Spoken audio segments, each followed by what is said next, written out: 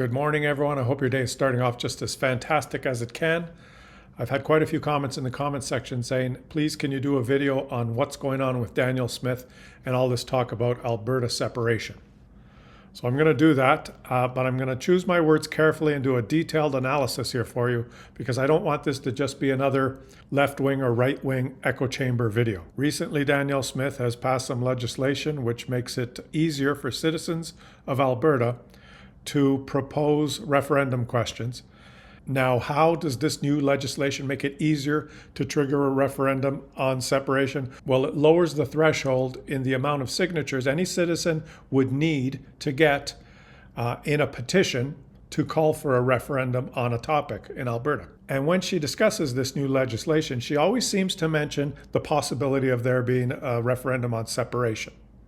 Okay, so why is she doing this? And at the same time, just recently, she's gone on record saying she does not want to separate. She believes in a sovereign Alberta within a united Canada. So why is she proposing and changing the legislation to make it easier to have a referendum on separation, yet at the same time saying she's not a separatist? What's the motivation here? Why bother with this at all? And why does she even start mentioning and talking about this stuff during the election campaign? That is the subject for another video, but let's analyze why is she doing this now? And to understand that, let's start at the beginning and try and understand the character of the Premier. Danielle Smith started her career in Alberta as the leader of a different party, the Wild Rose Party. 15 years ago, the Wild Rose Party was a party that was unsatisfied with the status quo and the way the Conservative Party at the time was governing the province. And here behind me is a picture of a younger Danielle Smith right around the time when she became the leader of the Wild Rose Party. Now, she led the Wild Rose Party, and they were able to accumulate a significant amount of seats in the Alberta legislature, giving the Conservatives a little bit of run for their money. But when it became apparent that the Wild Rose Party could not win an upcoming election against the Conservatives, led by Jim Prentice at the time, pictured behind me here, what did she do? She and a number of her Wild Rose Party MPs turned their backs on their party, turned their backs on all their supporters, and secretly made a deal with then Conservative leader Jim Prentice. And she, the leader of the Wild Rose Party, a party that was gaining momentum as an alternative to the Conservatives, turned her back on that movement and joined the Conservatives. Now, you can be the judge of what kind of character a person that does that has. Now, politicians, including Danielle Smith, in order to get where they are today, are not stupid people, and they make decisions and they have calculated strategies and know exactly what they're doing and exactly what they're saying, despite what you might think. And now I'm going to discuss with you a strategy that politicians use, and they're using it more and more often these days, and it involves the media and inflammatory rhetoric. And I'm going to explain it here and use a couple of examples. But it basically goes like this. Politician makes some sort of inflammatory remark, some ridiculous assertion, perhaps an outright lie, or something very far-fetched or extreme. Danielle Smith used this strategy about a year ago when she tabled the idea of Alberta leaving the Canada Pension Plan. And it would leave the Canada Pension Plan with 60 or 65% of the assets of the Canada Pension Plan and just take all the money and run. Something so ridiculous that has almost no support within the province of Alberta and doesn't even make mathematical sense because, and I want to make my discussion thorough here, so let me explain why. Every Canadian that has worked knows how the Canada Pension Plan works. The Canada Pension Plan has nothing to do with the government in power. It's a separate entity. And for example, if you're born in Newfoundland and you work for 5 years in Newfoundland, and every paycheck you get, you look at your deductions and you notice that you have deductions for employment insurance and Canada Pension Plan, well, then you might move from Newfoundland to Ontario, where you work for 10 years in Ontario. And while you're working in Ontario, you look at your paycheck every 2 weeks and you notice that you're making contributions to employment insurance and Canada Pension Plan. And then maybe you move out west and you work in Calgary, Alberta for 7 years. And every paycheck you get, you notice that you're getting deductions for employment insurance and Canada Pension Plan. And then eventually you move to British Columbia because you're tired of the cold weather and you get a part-time job and you're almost ready to retire. And still every paycheck you get deductions for employment insurance and Canada Pension Plan. when you retire and you turn 65 and you want to start collecting your Canada Pension Plan, you are fully aware that your contributions to that Canada Pension Plan have nothing to do with Newfoundland or Ontario or Alberta or British Columbia. It's your pension plan that you've contributed to. And any idea that a province can just take their portion, make up a number, our portion is worth this much and we're going to take it and leave, is ridiculous. Notice I did not mention Quebec because they have their own pension plan, which they started from scratch at about the same time that Canada chose to start its national pension plan. So going back to the example, Danielle Smith floats this ridiculous idea of Alberta exiting the Canada Pension Plan. Why would she do that? Not because she wants Alberta to exit the Canada Pension Plan. You'll notice that we haven't heard anything about that now, and it's been over a year that that was floated. The reason goes back to the strategy. Float something completely ridiculous.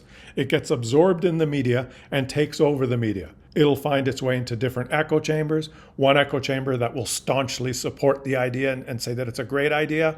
And the opposite echo chamber that'll fight back and say, well, why is she saying these things? This is such a ridiculous idea. But that's not the hook. The hook is that the whole country will be talking about it. The whole media will be flooded with this. The hook is that now that politician has the biggest microphone in the nation, and every reporter wants to ask her, why would you come up with this idea? Why do you want to do that? And that politician now can talk about whatever they want.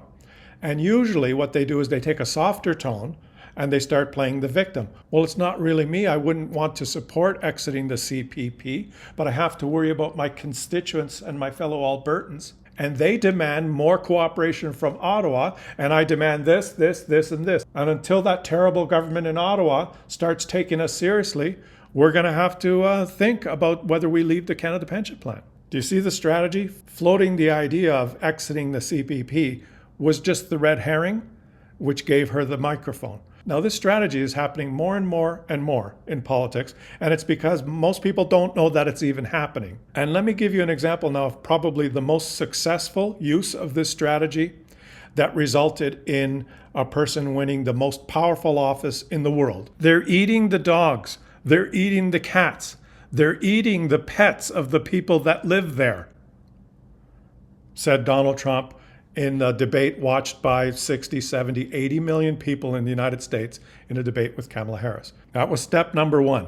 Say something so outrageous, so over the top, so unexpected, so off the wall, something that people have never heard before, that it completely took over the news cycle for approximately a week after that. All you saw on the internet after Donald Trump made those comments on stage was stories about eating cats, eating dogs, pictures of Donald Trump with cats and dogs. But what Donald Trump actually achieved by making those remarks, and I have to pause here because I can sense that some of you may be getting angry, and I want to just let you know, detach yourself from whether you agreed or disagreed, or whether you like Donald Trump or you don't, or your memory of this particular event, or some of the things you read at the time. Detach yourself from that and just think of political strategy and follow what I'm saying.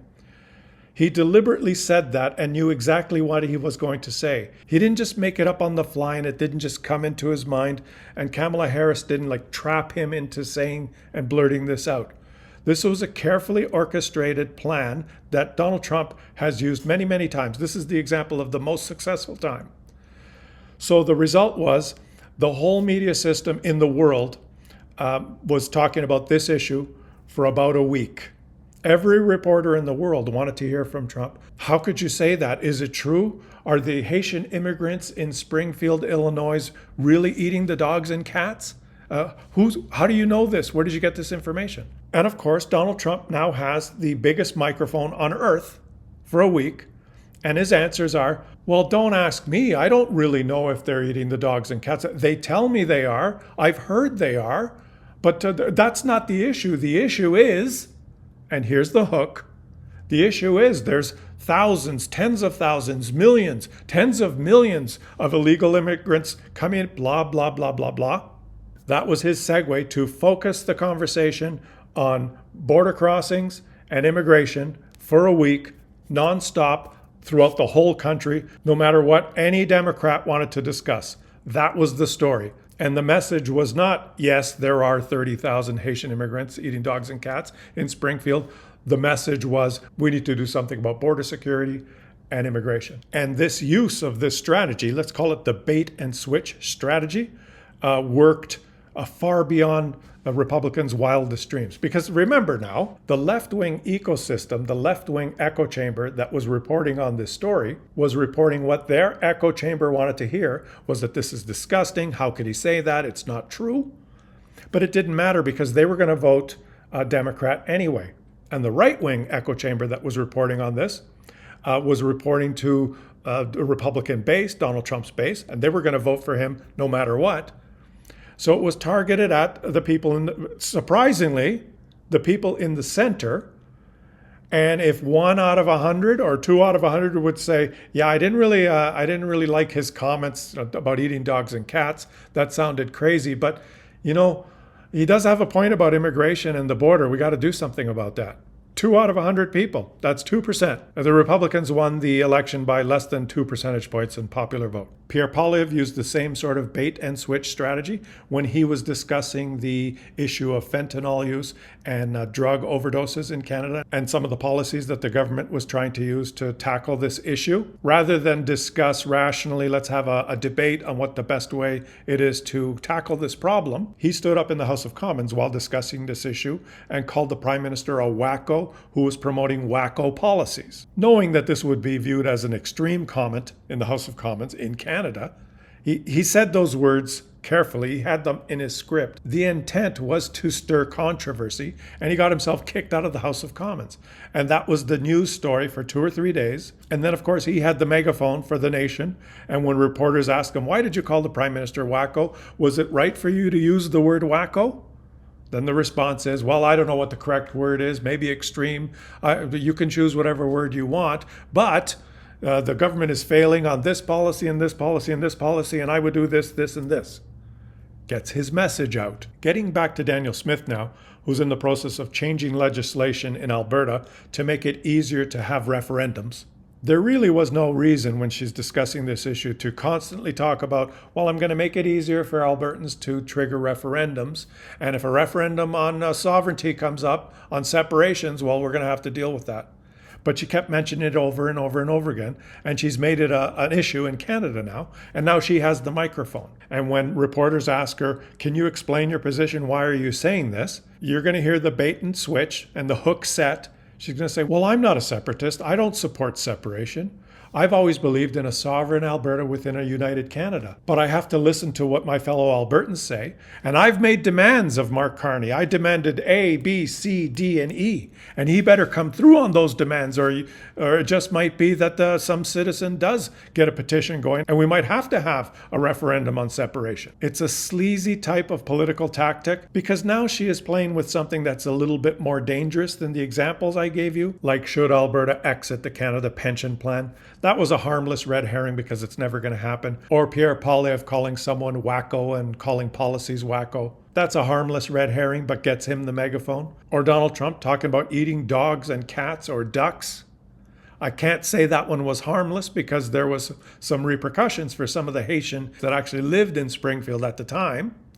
But I'll point out that since Donald Trump has become president now, have you heard anything about the dogs or cats? Or the tens of thousands of Haitians that were living in Springfield that were eating them? Have they stopped them from eating them? No, you haven't heard anything about that anymore because it simply was inflammatory rhetoric that was thrown out there like a red herring to direct the narrative to what that particular politician wanted to talk about. But getting back to Danielle Smith, and I'll give you my opinion now, and I usually try not to give my opinion. I usually try and present the facts and my ideas and analysis of the strategy, how it's happening, rather than just jump into one of the echo chambers and make this an echo chamber YouTube channel where I'll just say what my viewers want to hear. I try not to do that. So I've presented you guys with this analysis of why she's doing it, but now let me give you a bit of my opinion. I think this particular use of this strategy now involving talking about Canadian separation is kind of a vile, disgusting use of it, and it's dangerous, even though past polling on this topic in Alberta has always shown that the vast majority of people don't want to have anything to do with separating from Canada. It's still dangerous and disgusting for her to use this as a strategy. because when you play with fire, you may get burned. There's no guarantees. And once again, I remind you of what we covered in the first few minutes of this video, where I tried to illustrate what kind of character she has. Also, I should point out that this is nothing like what's happened in Quebec in the past, where the province of Quebec has elected a separatist party that ran on a platform of separation and then followed through and forced a referendum more than once. And the province voted, and they voted no on separation. That was a party that ran with that platform with the intent, was elected with the intention of holding a referendum, and they did. This woman did not run to get that mandate, and the people of Alberta did not give her that mandate. And the fact that she's making it easier for referendums in general to happen, and that she constantly brings up the issue of possible separation when she talks about that over and over again, I find vile and disgusting. That she's using this dangerous issue for political posturing and to apply political pressure on Ottawa. Look for her now to soften her rhetoric and her position now that she has the megaphone of the country, and she's going to switch the conversation into, well, I'm not a separatist and I don't support separation, but Mark Carney, I demand this, and this. And it's going to be up to Ottawa on whether they come through with those demands for Albertans to decide. This is a very dangerous use of this political tactic, and I think what the response should be to Danielle Smith's separation rhetoric is a resounding no. And I think there should be an Albertan that maybe tries to get enough signatures on a petition that would allow for a recall of a politician under circumstances where they show such disregard and such poor judgment. Maybe we need a recall the premier petition. So guys, you asked me to do a video on what's up with Danielle Smith and just talk about Alberta separating. And I tried to explain and analyze some of the political strategy that's going on and give some examples without just fitting my opinion into an echo chamber and shouting out positive comments or negative comments, which tends to be the typical political discourse right now. And I hope you guys are finding it refreshing that we can have these conversations and I can try and explain this stuff from the way my perspective and how I see it. I want to thank all the new subscribers that are signing up every few seconds, and let you know that the best way of supporting the channel is simply to subscribe and share the video so more people get to view it. I really appreciate it, guys. Thank you so much. Leave your comments in the comments section. Give the thumbs up and all that kind of stuff, right? I really appreciate it. I'll catch you guys on the next one. Let's see that number. We're going to go up a little bit more.